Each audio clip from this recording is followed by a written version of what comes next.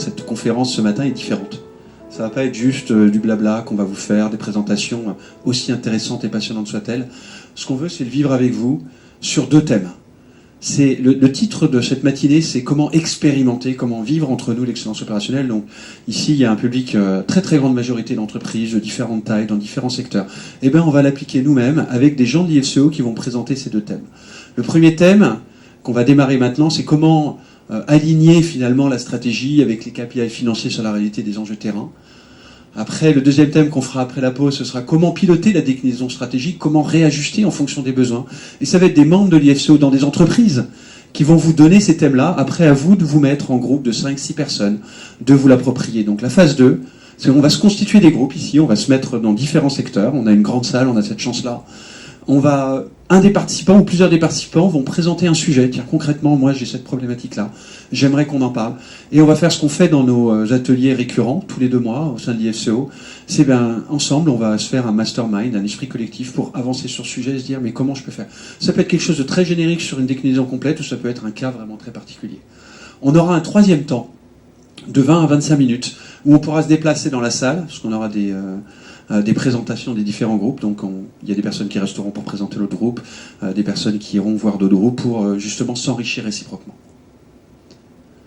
Une grille d'analyse rapide et succincte.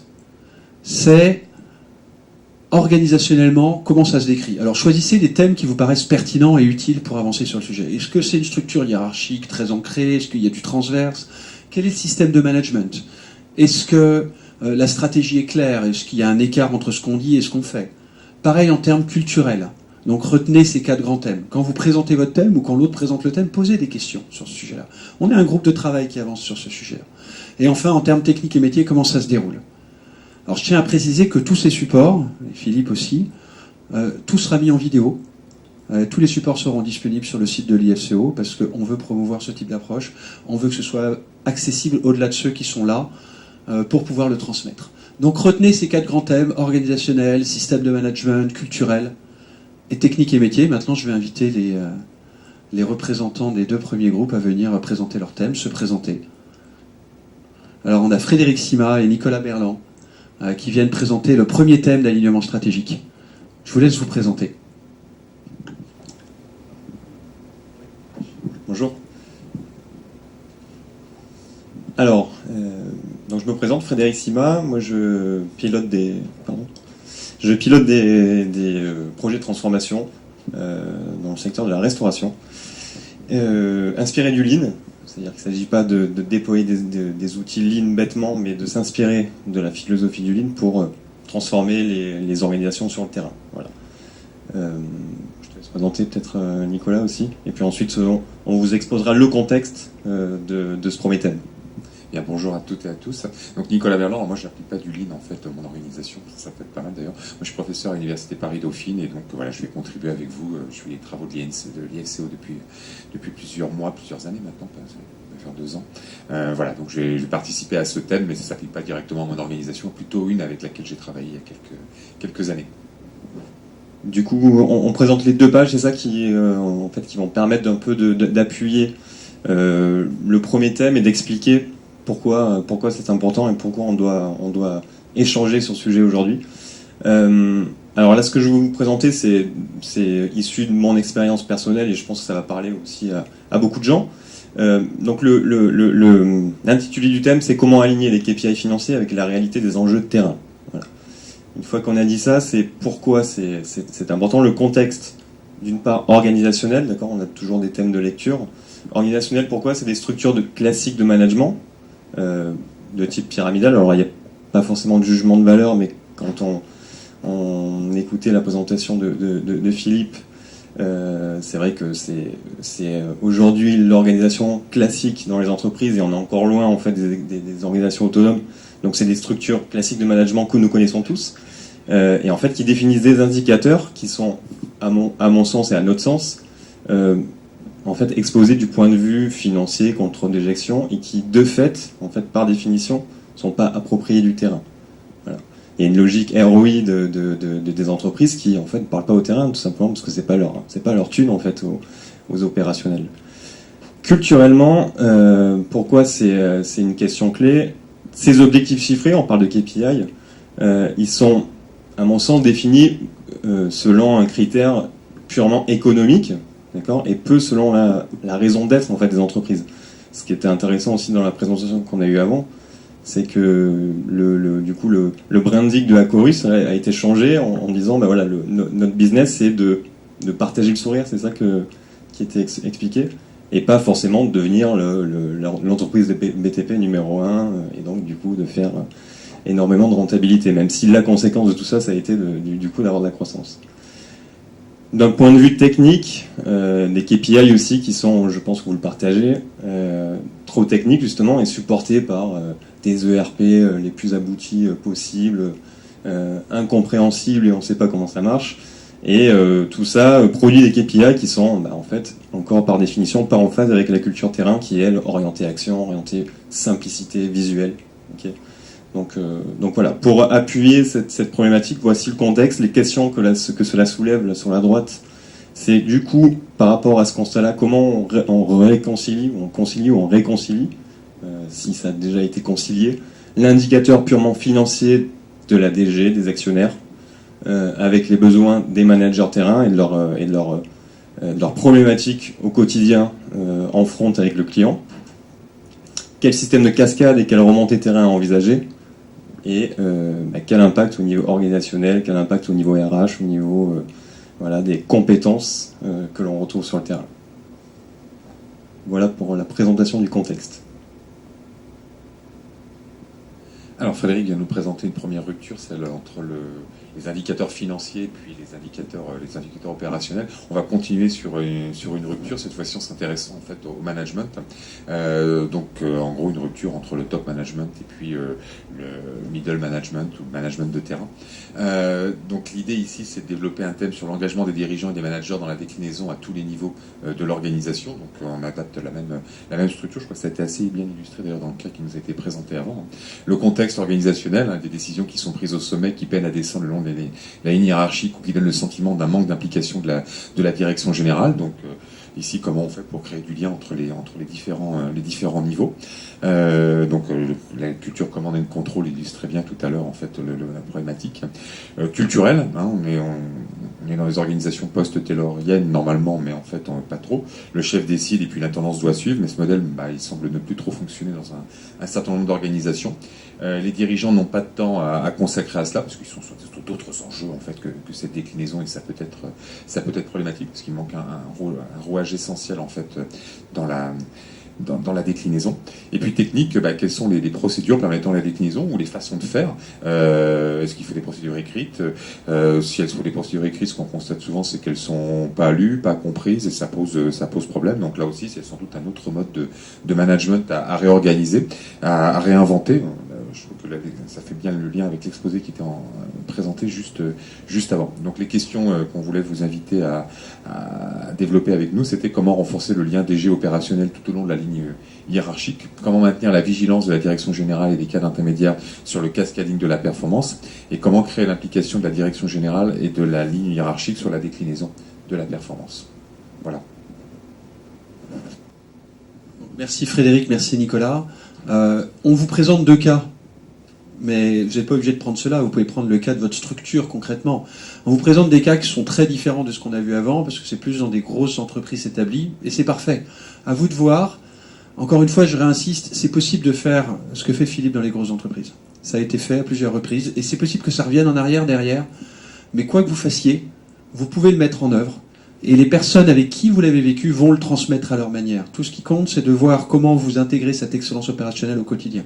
Donc maintenant, mettons-nous, alors je présente à la place de Geneviève Micoucuciel de la SNCF qui devait présenter ça mais qui a des ennuis de santé qui ne peut pas être là ce matin, donc c'est elle qui avait aussi proposé cette animation en sous-groupe. Donc je vous invite maintenant à vous déplacer dans la salle et vous mettre par groupe de 5 à 7 personnes, de prendre ce premier cas, ce deuxième cas ou un autre cas. On vous propose des cas pour initier, pour déclencher et vraiment de vous lâcher. Vous avez avec vous 5-6 experts pour vous épauler, pour approfondir sur une problématique que vous avez. Vous pouvez passer les 25 minutes sur la thématique, vous pouvez passer sur une autre thématique. Et ce qu'on vit au sein de l'IFCO, c'est cette confiance entre nous, cette bienveillance qu'a décrite Philippe, qu'on veut vivre ici avec des personnes externes. d'avancer sur nos sujets concrètement, que ce soit des groupes de travail qui nous font avancer avec, en transparence, en vulnérabilité, en confiance entre personnes de l'entreprise. Allez-y. Et nous sommes là, les membres de l'SCO, pour faire partie des groupes et pour osciller d'un groupe à l'autre. À nous.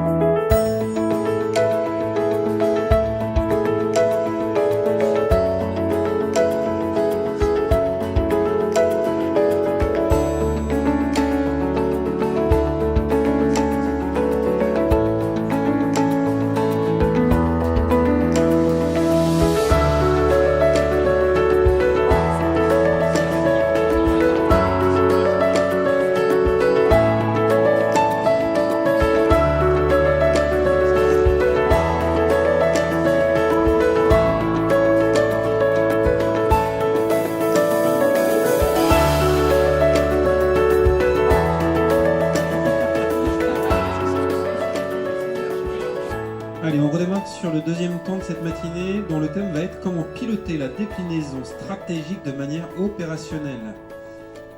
Alors, pour démarrer et pour se chauffer, je vais vous demander de vous lever à votre place. Allez, debout. Et puis, je vais vous donner une consigne simple à appliquer. Quand j'aurai fini de donner la consigne, je vous demanderai de fermer les yeux et de pointer du doigt la direction que vous pensez, pointer vers le nord. Alors, vous avez des voisins, évitez de leur crever les yeux, donc pointez plutôt en mode pingouin. Vous fermez les yeux et vous pointez la direction qui, selon vous, est le nord. La consigne est simple. On y va. Fermez les yeux, pointez le nord. Gardez le doigt pointé, ouvrez les yeux. Regardez les autres. Bon, le nord, c'est une notion qu'on partage tous. Opérationnellement, on n'est pas complètement alignés. Alors, la transposition avec le thème est assez facile. C'est pas parce qu'il y a une stratégie affichée par une direction générale d'entreprise que les gens la comprennent, et donc, ça n'est pas parce qu'elle est affichée que les gens tirent dans le même sens. Voilà, c'était un tout petit icebreaker pour lancer cette seconde séquence. Merci Com, super, bien placé. Excellent. Maintenant, je vais inviter Laurent et Emmanuel pour présenter cette deuxième partie. On continue sur les groupes. Non, c'est bon, c'est moi. C'est bon. Bonjour à tous, donc Laurent Boustilla, ça fait à peu près maintenant un peu plus de 15 ans, le temps passe vite, que je fais du Lean. Et je suis à la SNCF depuis 4 ans, et j'ai en charge le déploiement de l'excellence opérationnelle au sein des directions de voyage, et particulièrement sur la direction des opérations industrielles. Bon, j'arrête la technique. Donc voilà, du coup je te laisse te présenter peut-être ou... On va faire comme ça. Bonjour, donc Emmanuel Chambaud. Alors moi je travaille chez PSA, j'y suis depuis une quinzaine d'années. Je fais du Lean et du Six Sigma, je suis Master Black Belt depuis 6-7 ans. J'ai initié le mouvement dans le groupe. Et ce qui m'a motivé et passionné dans le domaine, c'était toutes les mutations qu'on va voir à travers les deux cas qu'on va vous présenter. Et que j'ai pu vivre entre le passage d'un groupe traditionnel, un grand groupe, à une logique de ce qu'on a vu ce matin, c'est-à-dire plutôt participative venant du terrain, anti-hiérarchique. Donc passer si je résume, passer du militaire à l'initiative personnelle. Donc comme vous pouvez le voir affiché, évidemment, il y a beaucoup de complémentarité avec ce que vous avez fait il y a quelques minutes. On va continuer à dérouler un peu tout ça. Et finalement, la question qui est posée là, une fois qu'on a identifié la stratégie, on l'a écrite, on en a parlé dans les CODIR, dans les COMEX et ailleurs, et comment on va piloter cette stratégie? On s'aperçoit que là aussi, on peut avoir aussi des écrans blancs ou des trous noirs, comme on veut. Et donc la thématique est celle-ci. Alors, on vous a écrit des contextes, je vais juste les lire rapidement. Donc des indicateurs et des actions très très larges, pas compréhensibles. On en a un peu parlé dans le groupe dans lequel j'étais tout à l'heure. Donc du coup, comment définir les actions précises et pragmatiques pour que les opérationnels puissent se retrouver dans ces actions, puisque sinon, si elles sont trop élevées, trop larges, personne s'y retrouve, à part ceux qui les ont écrites. La partie culturelle, donc maintenant que tout est écrit, comment on met ça en place, comment on pilote, comment on s'assure que ça progresse et que ça avance à tous les niveaux de la fusée, aux 3 ou 4 étages, ça dépend comment on est organisé.